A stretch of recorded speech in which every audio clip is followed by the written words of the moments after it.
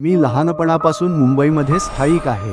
माझे बाबा, आजोबा आणि संपूर्ण कुटुंब आधी गावी राहत होते, पण कामानिमित्त मुंबईला आले आणि इथेच लहानाचे मोठे झाले। आता सगळीकडे मोठमोठ्या इमारती झाल्या आहेत, मात्र ज्यांनी जुनी मुंबई पाहिली आहे त्यांना ती काहीतरी वेगळीच वाटायची। गर्दी होती, पण आताच्या तुलनेत कमी, आणि बहुतांश लोक चाळींमध्ये किंवा लहान मोठ्या इमारतींमध्ये राहायचे। जे लोक चाळींमध्ये राहायचे त्यांनी तिथला एक वेगळाच अनुभव घेतला असेल।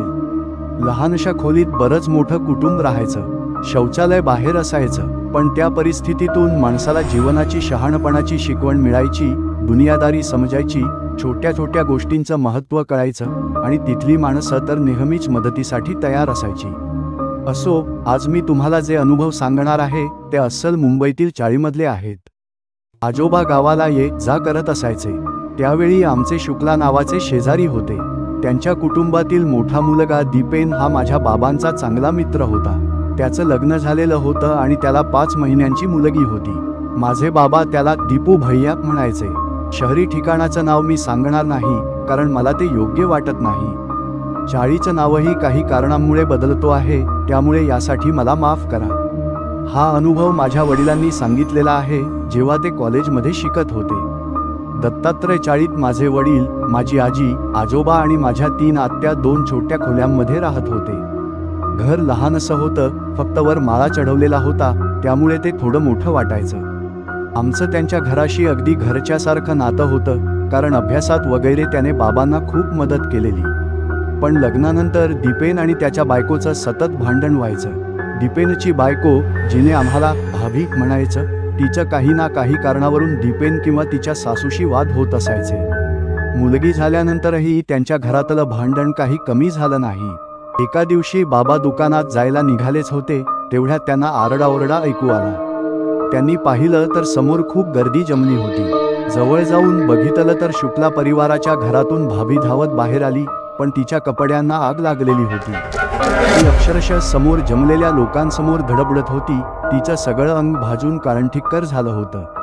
बाबा आणि तिथल्या काही लोकांनी तिला पाणी ओतून विझवायचा प्रयत्न केला आणि तात्काळ ॲम्ब्युलन्सला बोलावलं। पण दुर्दैवाने रुग्णालयात पोहोचायच्या आधीच भाभीने प्राण सोडले। संपूर्ण चाळीमध्ये शोककळा पसरली। त्यांचे पार्थिव शरीर चाळीत आणण्यात आले, त्यावर अंत्यविधी करण्यात आले, आणि काही दिवसांनी त्यांच्या घरचे गावी निघून गेले। ते हळूहळू आपल्या घराच्या दिशेने चालत होते, तेवढ्यात त्यांना असं जाणवलं की कुणीतरी त्यांच्या मागे आहे।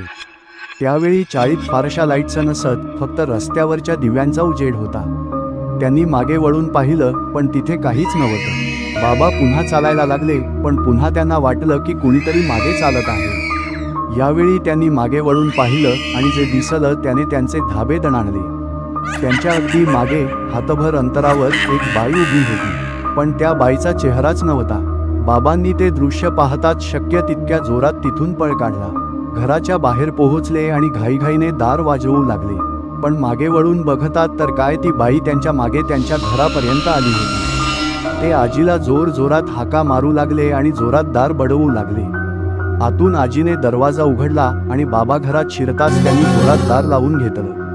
आजीने इतकं घाबरण्याचं कारण विचारलं तेव्हा बाबांनी सगळं सांगितलं। तिने थेट दरवाजा उघडला आणि बाहेर बघून आली। बाहेर काही नाहीये, तू जेव आणि झोप असं म्हणत तिने बाबांसाठी जेवण वाढलं। पण ते मात्र खरंच घाबरले होते। आजीने त्यांना शांत केलं आणि समजावत म्हणाली, असं काही नसतं, हे फक्त तुझ्या मनाचे खेळ असतील। पण बाबा मात्र त्या घटनेबद्दल विचार करू लागले। त्यांच्या मनात मात्र एकच गोष्ट स्पष्ट होती, ते जे पाहिले होते तो काही भास मुळीच नव्हता। दुसऱ्या दिवशी सकाळी बाबा आणि आत्या लवकर उठले, पण आजी मात्र अजूनही उठली नव्हती। सगळ्यांनी तिला खूप वेळ हलवून जाग करण्याचा प्रयत्न केला, पण काहीच उपयोग झाला नाही। काही हालचालही नव्हती। तेवढ्यात माझी पणजी आजी म्हणजेच बाबांची आजी आली।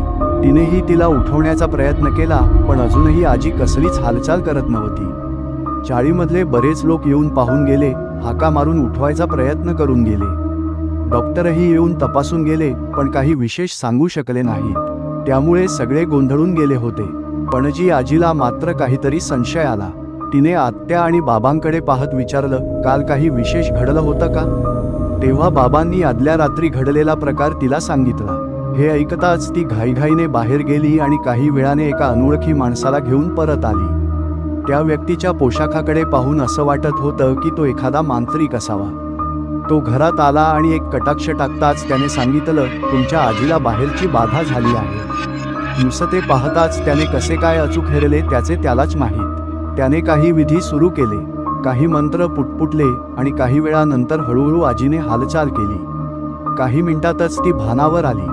मात्र जेव्हा तिला विचारलं की तिला काय झालं होतं तेव्हा तिला काहीच आठवत नव्हतं. त्या मांत्रिकाकडे सगळ्यांनी प्रश्नार्थक नजरेने पाहिलं. तो म्हणाला, तुमच्या आजीला चुकीच्या वेळी चुकीच्या ठिकाणी जाणं महागात पडलंय, त्यामुळेच त्यांना बाहेरची बाधा झाली होती. ऐकून सगळे अजूनच घाबरलेले होते. मग आत्यानं विचारलं, तुम्ही काहीतरी कायमस्वरूपी उपाय करू शकता का? त्यावर तो मांत्रिक गंभीर होत म्हणाला, माझ्याकडे एवढी शक्ती नाही, पण माझ्या ओळखीचे एक गुरुजी आहे. त्यांना यासारख्या गोष्टींचा दांडगा अनुभव आहे. मी त्यांच्याशी बोलतो, पण त्याला थोडा वेळ लागेल. असं म्हणत त्याने निरोप घेतला आणि सगळ्यांच्या मनात अजूनही भीती आणि उत्सुकता दाटून राहिली. काही दिवसांनी आजोबा गावी जाऊन परत आले. त्यांना जेव्हा आजी आणि बाबांसोबत घडलेले प्रसंग सांगितले तेव्हा ते हादरले. आजोबांना अशा गोष्टींची बरीच माहिती होती, त्यामुळे त्यांनी सगळ्यांना धीर द्यायला सुरुवात केली. दरम्यान चाळीत अजून एक विचित्र अफवा पसरली. काही लोक म्हणायला लागले की एक बाई रात्री अधूनमधून दिसते. काही जणांनी तिचं अस्तित्व अगदी जवळून अनुभवलं होतं. त्या बाईचं अंग एकदम काळं होतं आणि अंगकाठीला अगदी बारीक, डोळे खोल गेलेले आणि केस विस्कटलेले असायचे.